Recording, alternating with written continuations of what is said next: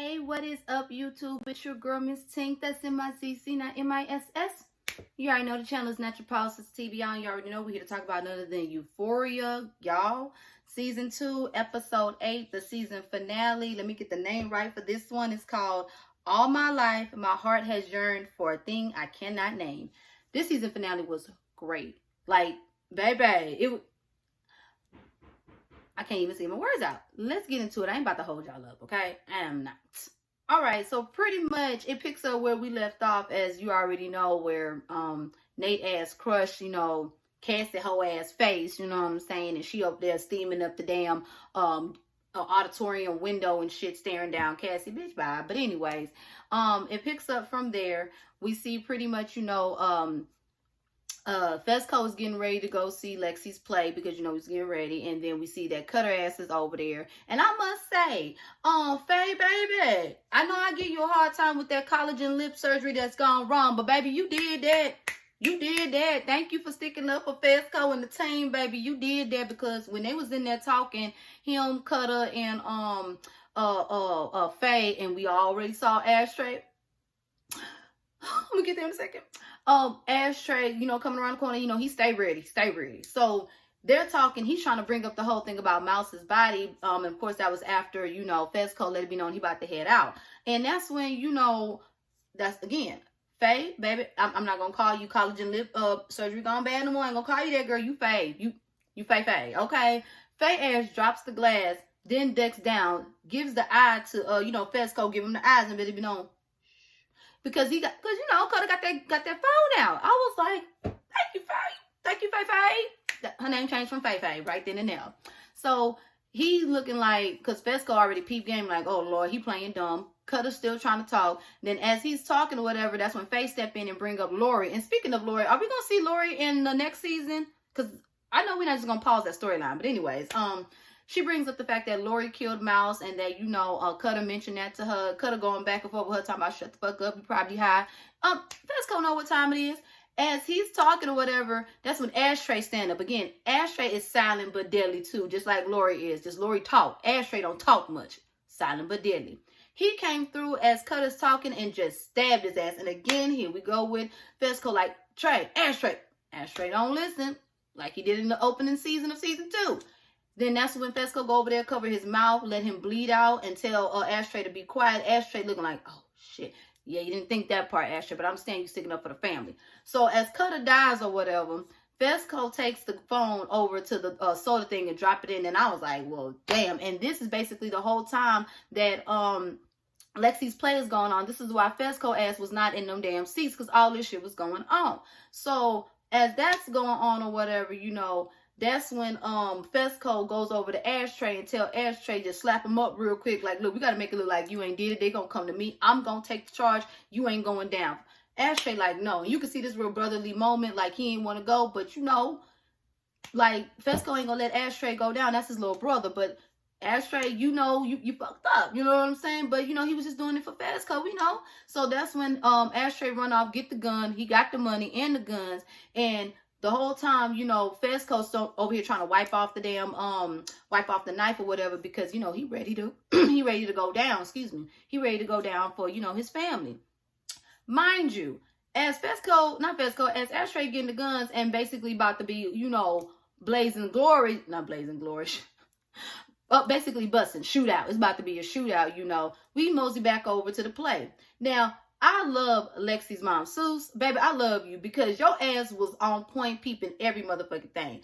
Lexi is doing her play, doing her little part or whatever. That's when Cassie ass walking down there all mad and shit. Everybody looking at her. They playing this intense music. You know how Euphoria is with the damn music. I would have tripped her ass if she was coming down there. If I was mad, I would have tripped the bitch. But anyways, she come down there clapping and basically busts up the whole show. Everybody's looking like, what? Now, Bobby, with your baby voice, you stepped up today and found your voice, girl. You did it, boo. Because how everybody else was panicking on the stage crew, Bobby was like, no, Lexi is brilliant. This is Lexi's vision. We're going to roll with it, okay? We're going to roll with it, okay? We're going to stay face. But Bobby was on. Okay, I like Bobby. But anyways, so Cassie go over there and thought she was doing something with, abrupting with the play and everything. And as she's doing that, I was like, I hope you didn't think this was going to do something, because everybody looking, everybody wondering, is this, is this part of the play? I would have been one of them too in the audience, but they rolling with it, I mean, the damn stage manager, I don't know if it's Bobby, but that other chick, she panicked. She like, go away, I'm panicking. But, she's telling Lexi to come out here. Now, before I get to this part, I forgot to mention, I love the playback in the opening 15 minutes of Lexi's and Fesco relationship, how they got close to each other, how they've been talking every day, talking about their future, their plans, little house on the prairie, then brought them a little closer too. And I love the way Fesco put it out there when Lexi asked about social media. Do he be on social media? And he's like, no, why would I do that? People share too much. That was basically some shade to the new generation. Like, baby, it ain't nothing wrong with keeping the mystery of getting to know a person. That's how we did it back in my generation and the generations before. So I wasn't mad at him pointing that out. He keeps it old school when it comes to getting to know a person, And I understand where Lexi was coming from too. Like, I'm honest, if I don't like you, let me run it down here to see why I don't like you. But, to each his own.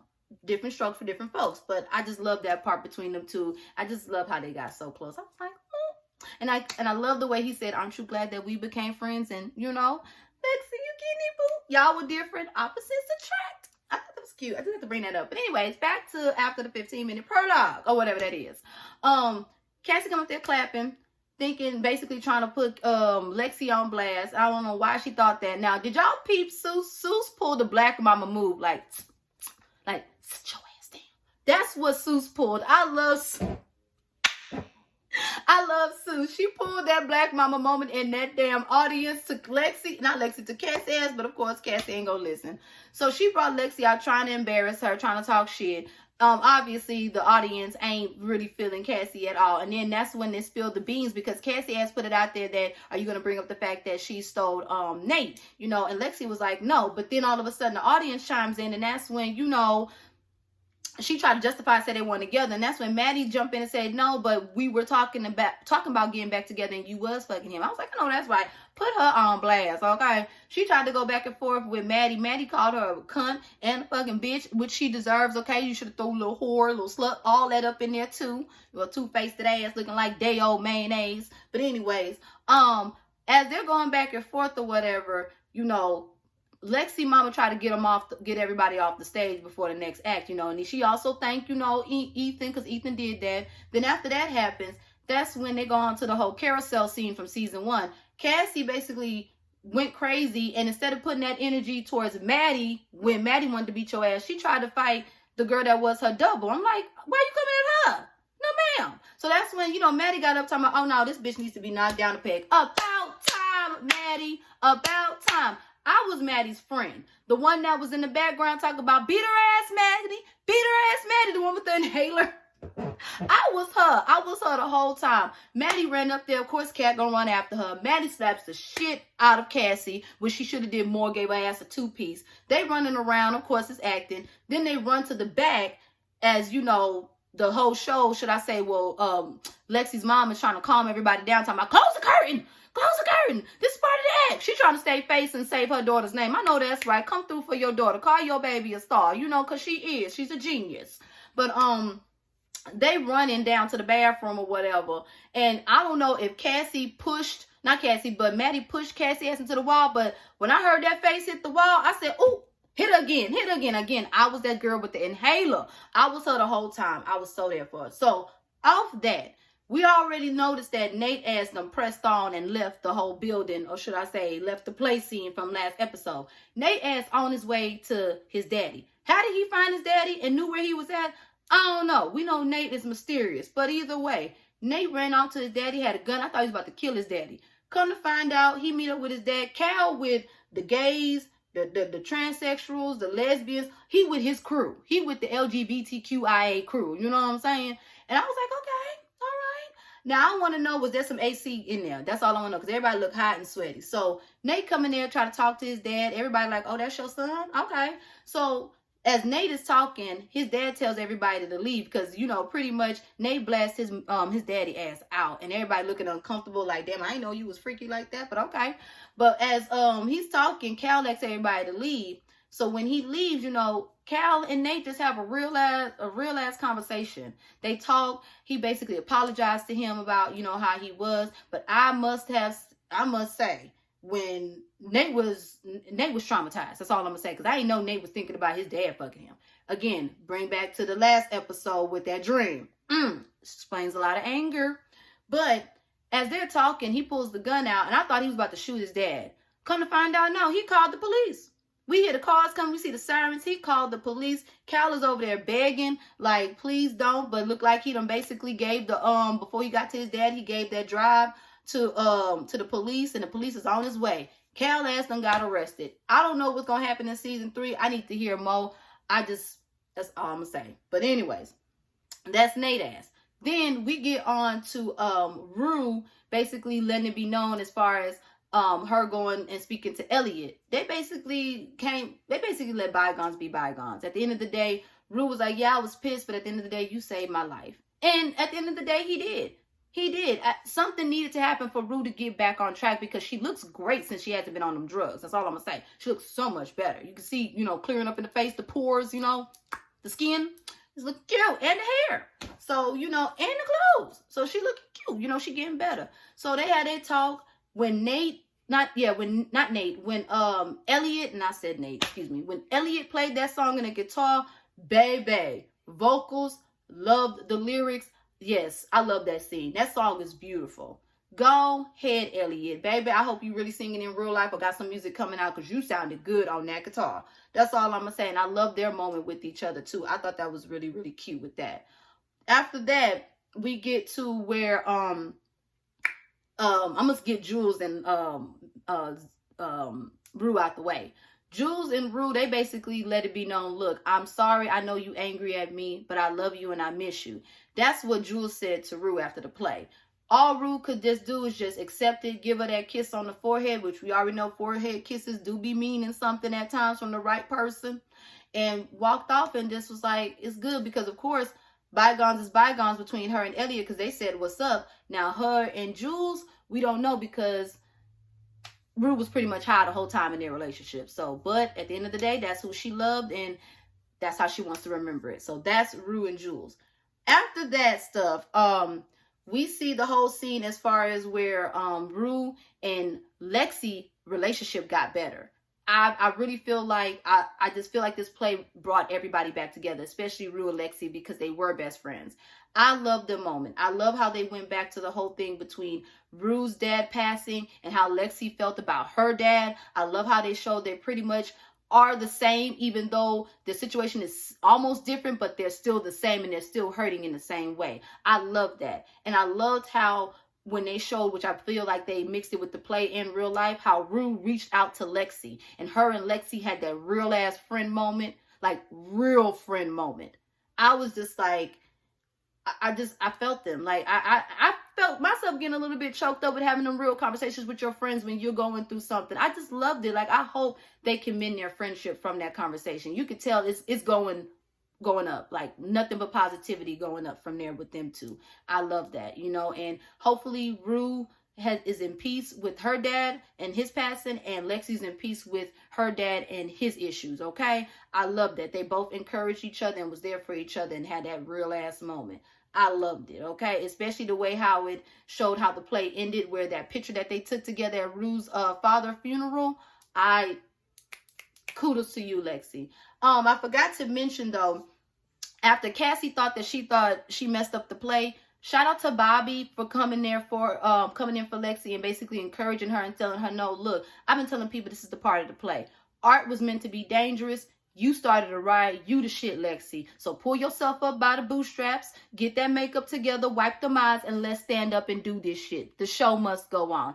I love that moment that her and Bobby have. So they go back out to see the whole cast or whatever. Rue, you is a beast for doing that. When Rue started screaming Lexi, and got the crowd amped up, that was right on time and exactly what Lexi needed for that extra to get her ass up and let's do this play. I loved every moment of it. Go ahead, Rue. So Lexi was like, the show must go on, and the show did go on without a hitch. So go ahead, Lexi. Don't let your hoe ass sister with her day old mayonnaise looking ass get you down. So don't do that. I'm glad she went on with it and found her voice, okay? She's a damn good writer, and I hope she keeps the career in writing too, for the show purposes.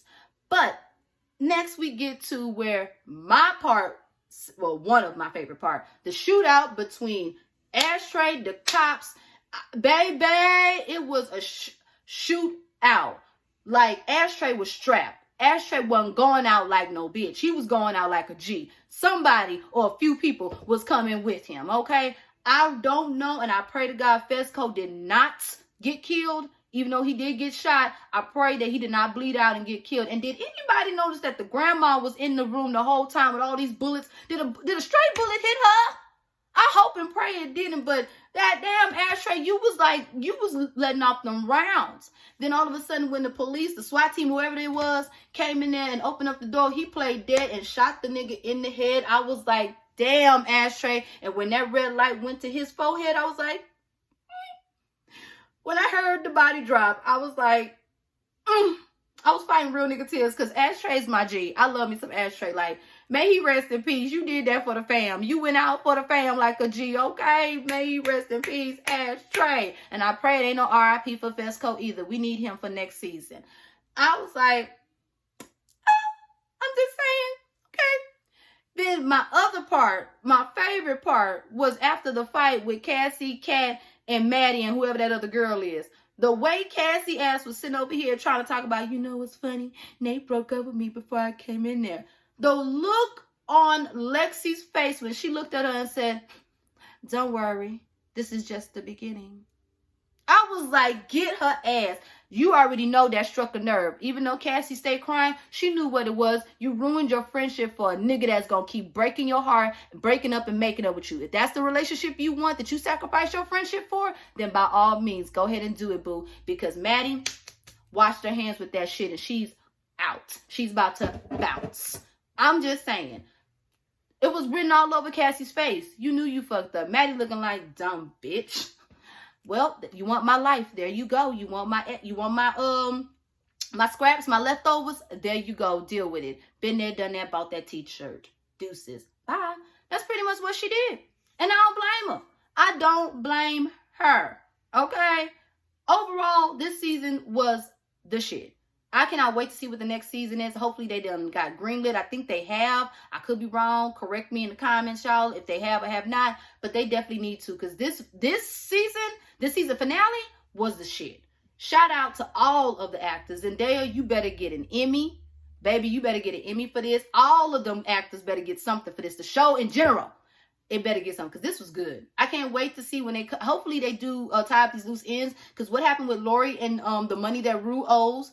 And we see that Rue, you know, she is recovered. She's gone, you know, she said that she stayed clean for the remainder of the year, which is good. But what happened with Lori and them drugs? That's all I want to know, because she owed about at least 10 grand. I'm just saying. But, you know, I can't wait to see what happens. Thank you guys for staying in there with me and watching the show, and like, comment, and subscribing. We'll be back at it again for the next show that I choose. You already know. And, of course, some more poll stuff. But anyways, I'm Miss Tink. That's M-I-Z-Z, not M-I-S-S. You already know the channel is Natural Power Sister TV, and y'all have a blessed one. Deuces. Bye, y'all.